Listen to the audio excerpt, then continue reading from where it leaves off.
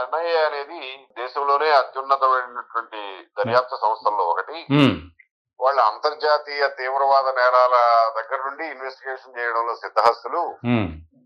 కాబట్టి ఈ కేసులో వాళ్ళు సరిగ్గా వ్యవహరించలేదంటే మాకు మేము ప్రైమా ఫేసి నమ్మలేము. దానికి ఏదైనా రుజువులు ఉండాలి కదా. ఆ రుజువులు ఏవి జగన్మోహన్ రెడ్డి గారు ఇవ్వలేకపోయారు.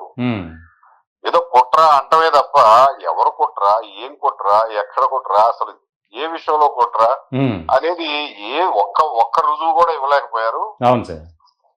కాబట్టి ఈయన జగన్మోహన్ రెడ్డి గారు వేసిన పిటిషన్ ని కొట్టివేస్తున్నామని చెప్పి డిస్మిస్ చేశారు. డిస్మిస్ చేసిన తర్వాత కూడా మళ్ళా జగన్మోహన్ రెడ్డి గారు ఇప్పుడు హైకోర్టుకి వెళ్ళారు. హైకోర్టుకి వెళ్ళి 2023 అక్టోబర్ లో ఈ విచారణ ముందుకు కొనసాగకుండా దాని మీద స్టే తెచ్చుకున్నారు. సంవత్సరన్నర అయిపోయింది. ఆ స్టే ఎత్తివేయరు, దాన్ని ఏదో ఒక కొలిక్కి తీసుకున్నారు. ఈ కుర్రాడేమో తర్వాత నానా కష్టాలు పడి ఒక సంవత్సరం తర్వాత బెయిల్ తెచ్చుకున్నా గానీ ప్రతి ఆదివారం పోయి పోలీస్ స్టేషన్ లో సంతకం పెట్టి రావాలంటే వాడికి ఉద్యోగం లేదు, సద్యోగం లేదు, తినడానికి తిండి లేదు. ఆ ఫ్యామిలీ ఏమో కంప్లీట్